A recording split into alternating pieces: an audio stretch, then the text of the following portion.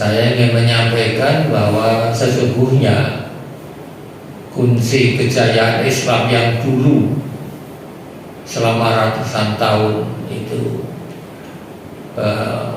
menyinari dan juga mencerahkan dunia yang waktu itu masih gelap, itu sebetulnya kan dua itu, yaitu akhlak dan yang kedua ilmu. Nah, yang kedua-duanya ini sekarang tidak kita miliki.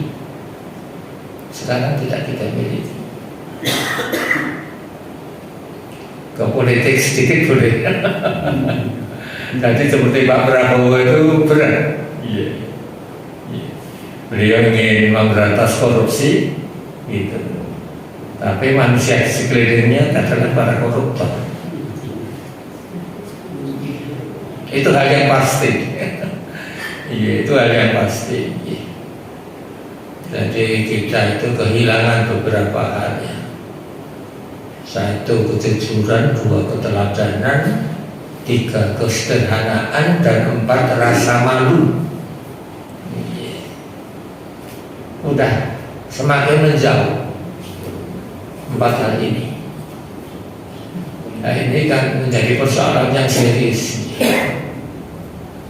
Jadi kalau presiden kita yang baru ini mau menegakkan hukum, terutama yang menjadi fokus awal ini kan pemberantasan korupsi, itu sangat berat. Karena sudah demikian langkanya manusia jujur itu, sehingga kemudian apa yang harus dilakukan? Jadi termasuk keadilan itu ya kepemilikan ya, kepemilikan dalam Islam, kepemilikan kekayaan itu kan diizinkan, tapi harus dikaji lebih sejauh mana itu seseorang berhak ya memiliki kekayaan itu. Jadi kalau sudah ngapling laut itu kan ya luar biasa. Dan itu terjadi secara terbuka dalam pengertian memang juga diizinkan hukum, tapi kemudian berlaku secara sembunyi-sembunyi yang teramat merugikan bangsa Indonesia ini secara keseluruhan. Assalamualaikum warahmatullahi wabarakatuh. Alhamdulillahirrahmanirrahim. Wassalatu wassalamu ala asrofil anbiya'i wal mursalin wa ala alihi wa sahbihi ajma'in. Asyhadu an la ilaha illallah wahdahu la syarika lah wa asyhadu anna Muhammadan abduhu wa rasuluh. Allahumma sholli ala Muhammad wa ala ali Muhammad kama sholaita ala Ibrahim wa ala ali Ibrahim innaka Hamidum Majid. Rabbi shrah li sadri wa yassir li amri wahlul 'uqdatam min lisani yafqahu qawli. Sadaqallahu alazim. Ibu-ibu, bapak-bapak, hadirin jamaah sholat subuh Masjid Baitul Syukur yang dirahmati Allah Subhanahu wa taala. Marilah kita selalu mengistiqomahkan bersyukur pada Allah dengan ucapan Alhamdulillahirabbil alamin. Shalawat dan salam selalu kita curahkan kepada junjungan kita Nabi besar, Nabi Agung Muhammad Sallallahu Alaihi Wasallam. Jamaah sholat subuh yang berbahagia dan insya Allah dirahmati Allah Subhanahu Wa Taala. Seperti biasa, Masjid Baitul Syukur pada hari Jumat hari ini tanggal 24 Januari 2025 kita menyelenggarakan kajian ba'da subuh yang insya Allah akan disampaikan Al-Ustadz Furqan Hasbi yang saat ini masih dalam perjalanan insya Allah. Dan seperti biasa juga nanti setelah kajian kita akan sarapan bersama yang telah disediakan oleh hamba Allah jamaah Masjid Bait Syukur. Kepada beliau semoga mendapatkan ridho Allah Subhanahu wa taala. Untuk mengikat waktu dan untuk menunggu kedatangan Pak Ustadz kita, telah di tengah-tengah kita Bapak Haji Ahmad Tahlan Rais yang insya Allah akan bandeli atau akan mengisi waktu untuk hari ini. Makna tapi sebelumnya adalah kajian ba'da subuh pada pagi hari ini. Kita awali bersama dengan bacaan basmalah. Bismillahirrahmanirrahim. Kepada yang terhormat Bapak Haji Ahmad Tahlan Rais, kami persilakan semua. Assalamualaikum warahmatullahi wabarakatuh. Alhamdulillah, nahmaduhu wa nasta'inuhu wa nastaghfiruh wa na'udzu billahi min shururi anfusina wa min sayyiati a'malina. May yahdihillahu fahuwal muhtadi wa may yudlil falan tajida lahu waliyyan mursyida. Allahumma salli ala Muhammad wa ala ali Muhammad. Amma ba'd. Bapak, ibu-ibu jamaah subuh Masjid Bait Syukur, sambil menunggu Ustadz kita Ustadz Firqon Hasbi, saya diminta untuk mengisi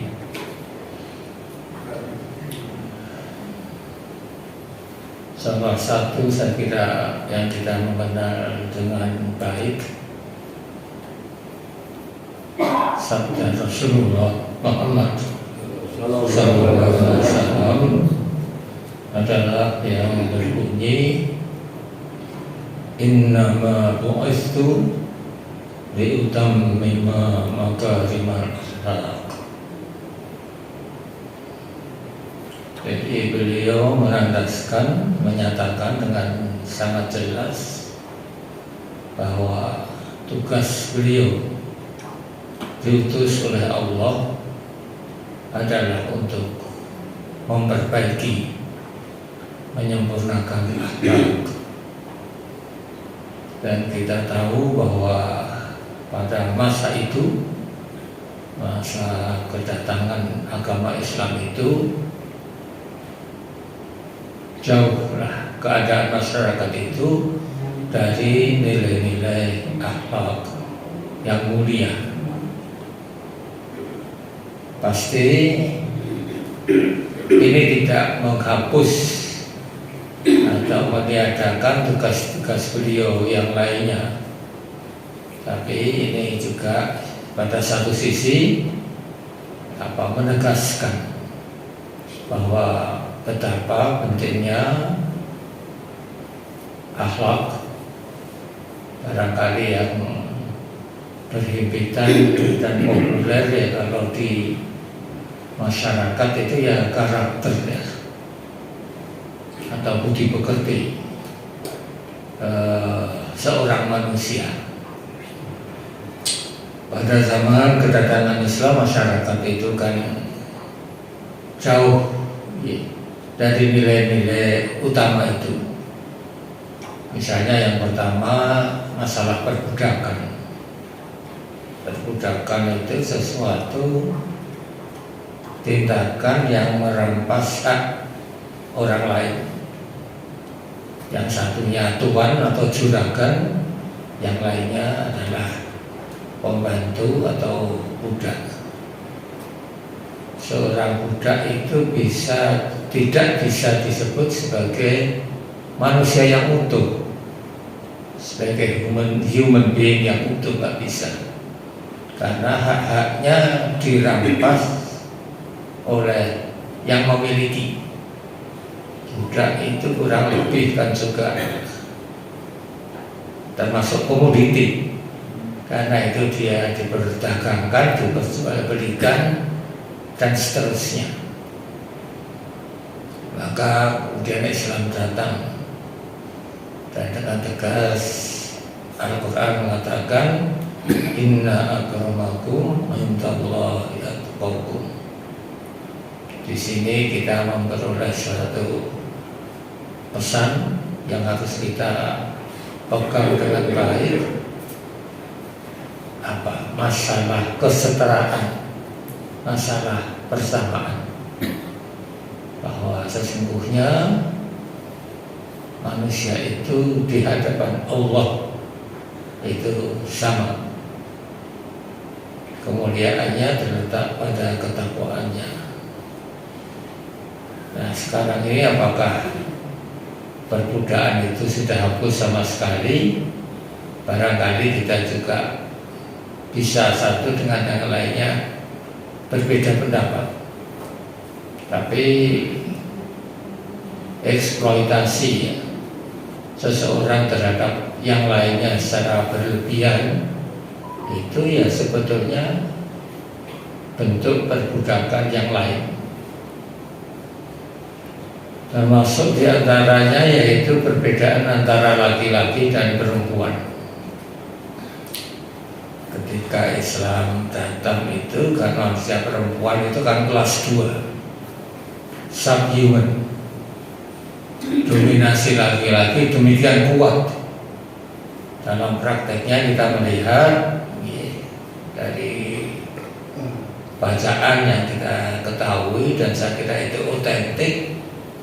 Ya manusia laki-laki itu kalau datang ke dunia ini kan disambut dengan kebanggaan.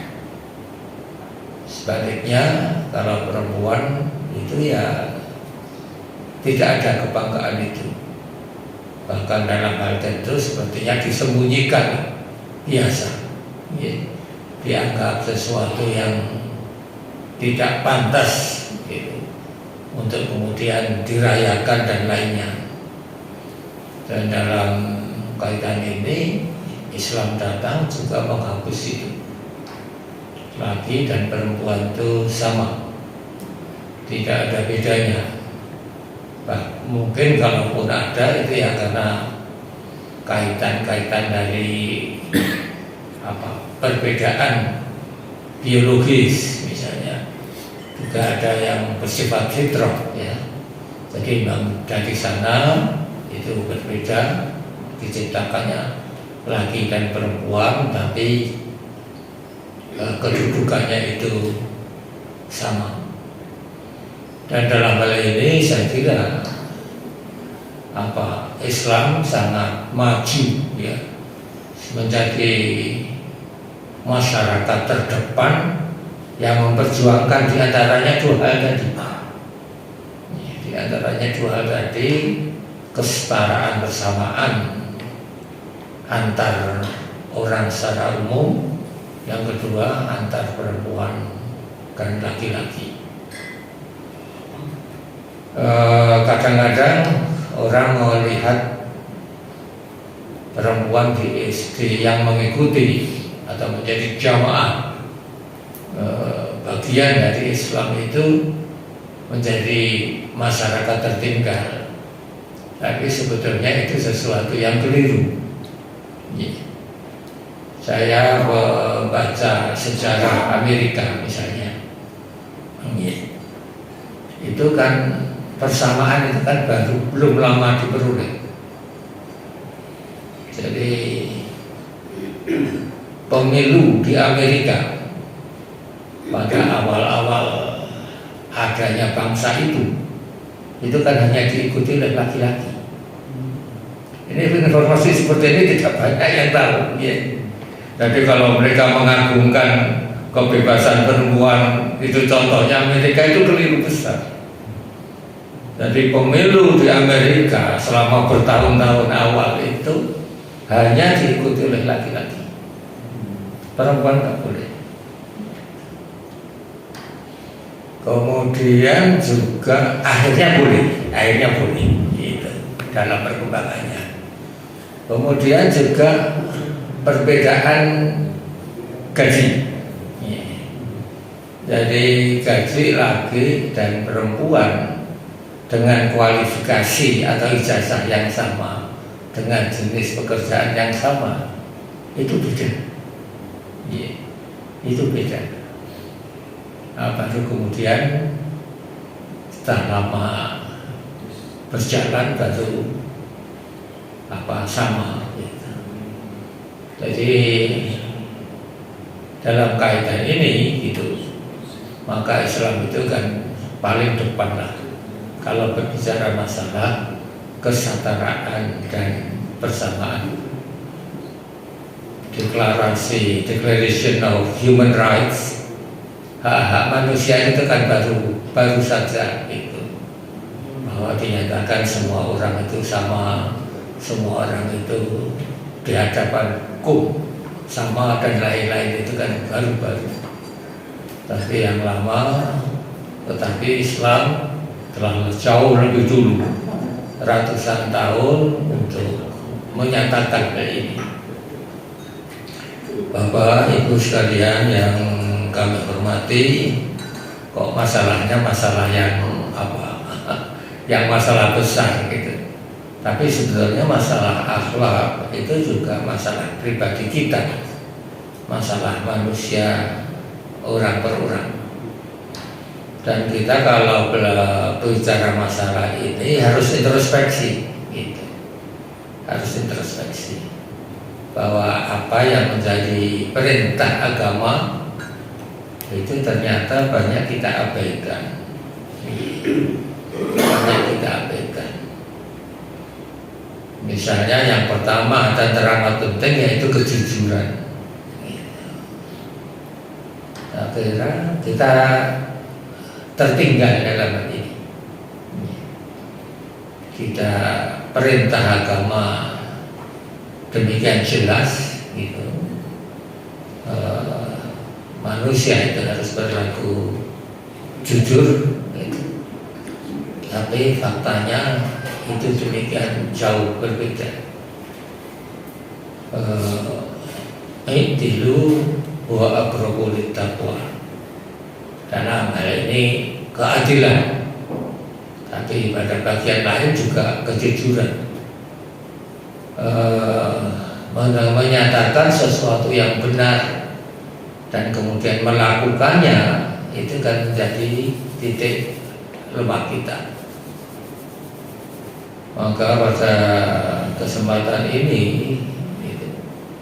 saya ingin menyampaikan bahwa sesungguhnya kunci kejayaan Islam yang dulu selama ratusan tahun itu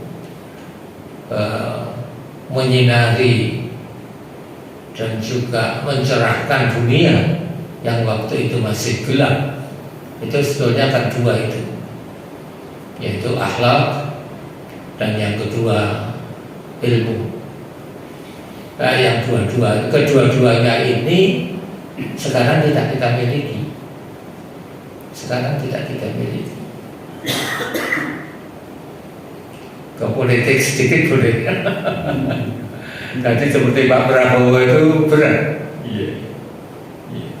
Beliau ingin memberantas korupsi, gitu. Tapi manusia di sekelilingnya adalah para koruptor. Itu hal yang pasti. Iya, itu hal yang pasti. Jadi kita itu kehilangan beberapa hal ya. Satu kejujuran, dua keteladanan, tiga kesederhanaan, dan empat rasa malu. Udah semakin menjauh empat hal ini. Nah, ini kan menjadi persoalan yang serius. Jadi kalau presiden kita yang baru ini mau menegakkan hukum, terutama yang menjadi fokus awal ini kan pemberantasan korupsi, itu sangat berat. Karena sudah demikian langkanya manusia jujur itu, sehingga kemudian apa yang harus dilakukan? Ini termasuk keadilan itu ya kepemilikan ya. Kepemilikan dalam Islam, kepemilikan kekayaan itu kan diizinkan, tapi harus dikaji lebih sejauh mana seseorang berhak ya, memiliki kekayaan itu. Jadi kalau sudah sampai ngapling laut itu kan ya luar biasa. Dan itu terjadi secara terbuka dalam pengertian memang juga diizinkan hukum, tapi kemudian berlaku secara sembunyi-sembunyi yang teramat merugikan bangsa Indonesia ini secara keseluruhan. Hadirin, tadi tiba-tiba ditunjuk